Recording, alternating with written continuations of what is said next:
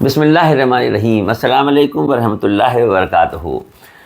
اس وقت دور میں ایک چیز بہت خاص دیکھنے کو مل رہی ہے۔ بڑی تعداد میں ایسے لوگ ہیں جو کہیں نہ کہیں بہت غمزدہ ہیں، اور باتوں سے یہ لگتا ہے کہ وہ کہتے ہیں کہ دل پہ بڑا بوجھ ہے، کچھ سمجھ میں نہیں آتا یہ مشکلیں پریشانیاں کیسے دور ہوں گی۔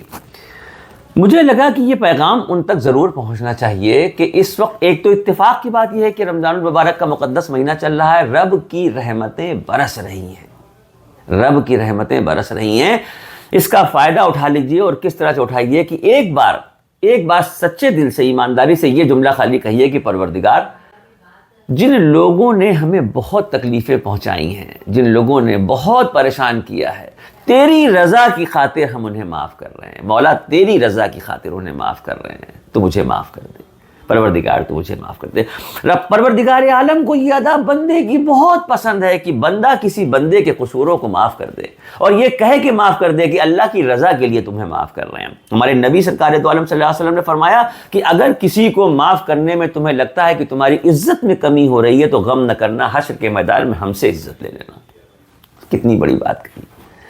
اور معافی کا معاملہ یہ کہ پروردگار چونکہ خود سب سے بڑا معاف کرنے والا ہے، جب اللہ رب العزت نے دنیا بنائی تو رحم بنایا، جب رحم بنایا تو رحم کے 100 حصے کیے، اور 100 حصے میں ایک حصہ دنیا کو دیا ہے، 99 حصے رحم کے اپنے پاس رکھے ہیں۔ سوچئے وہ جو پروردگار پالنہار مسبب الاسباب، رحم کے 99 حصے جس کے پاس ہوں گے، اس کے پاس رحم کس درجہ ہوگا، کس درجہ وہ اپنے بندوں کے قصوروں کو معاف کر دیتا ہوگا۔ اس پہ ایک واقعہ یاد آ گیا، موسیٰ علیہ السلام کے دور کا واقعہ ہے۔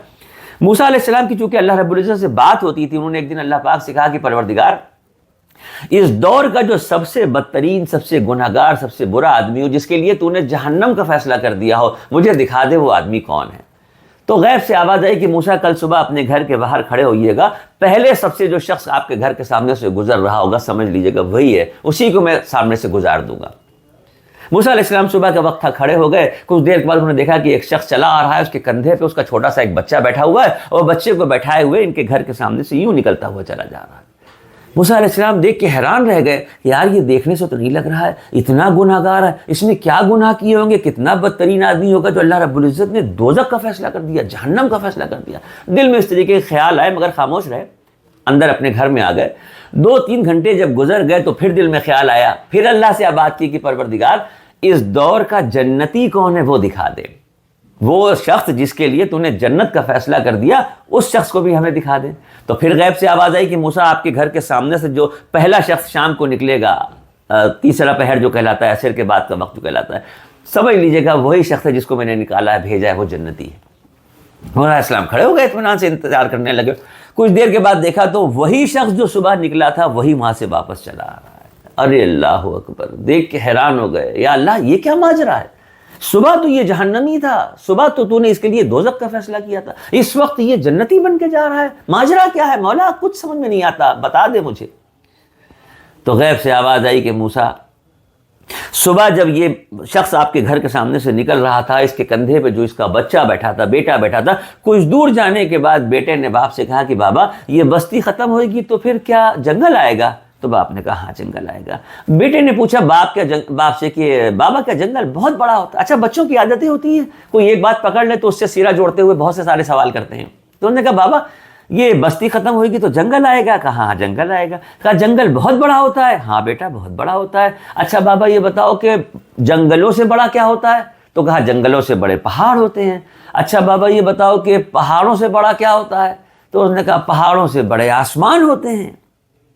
بچے نے پھر پوچھا کہ بابا آسمانوں سے بڑا بھی کچھ ہے؟ تو باپ نے کہا کہ ہاں بیٹا، آسمانوں سے بڑے تیرے باپ کے گناہ ہیں۔ معصوم بچے کو تو کچھ سمجھ میں نہیں آیا، اس نے پھر پوچھ لیا کہ بابا تمہارے گناہوں سے بڑا بھی کچھ ہے؟ تو باپ نے کہا کہ ہاں بیٹا، میرے گناہوں سے بڑا میرے رب کا کرم ہے، رحم ہے، نہ جانے کب اس کی رحمت دریائے جوش پھیلا دے، نہ جانے کب اس کی رحمتوں کی بارش ہو جائے، نہ جانے کب اس کی رحمتوں کی بوچھار ہم پر بھی پڑ جائے اور وہ میرے گناہوں کو معاف کر دے۔ اللہ رب العزت کو یہ ادا اتنی پسند آئی کہ اس کے گناہ اسی وقت معاف کر دیے اور اس کے لیے جنت الفردوس کے فیصلے فرما دیے۔ تو پروردگار معاف کرنے والا سب سے بڑا پروردگار ہے، معافی کو پسند کرنے والا سب سے بڑا رب ہے۔ جب وہ معافی کو پسند کرتا ہے تو وہ چاہتا ہے کہ اس کے بندے بھی اس کے بندوں سے محبت کریں اور معاف کر دیں، اور یہ صفت نیک بندوں میں ہی پیدا ہو سکتی ہے۔ لہٰذا ابھی اسی وقت عہد کر لیجئے، یہ ویڈیو جیسے ہی آپ دیکھ کے ختم کریں دل سے کہہ دیجئے کہ میرے مولا، جن لوگوں نے مجھے دکھ پہنچایا، تکلیف پہنچائی، بہت پریشان کیا، جن کی طرف سے بہت دل دکھا ہے، دل تو نہیں چاہتا تھا لیکن یہ واقعہ سن لیا، تیری رضا کی خاطر ہم ان سب لوگوں کو معاف کر رہے ہیں جنہوں نے ہمیں تکلیف پہنچائی ہے۔ مولا تو اپنے فضل و کرم سے ہمیں معاف کر دے، مولا ہمیں معاف کر دے، مولا ہمیں معاف کر دے۔ السلام علیکم ورحمۃ اللہ وبرکاتہ۔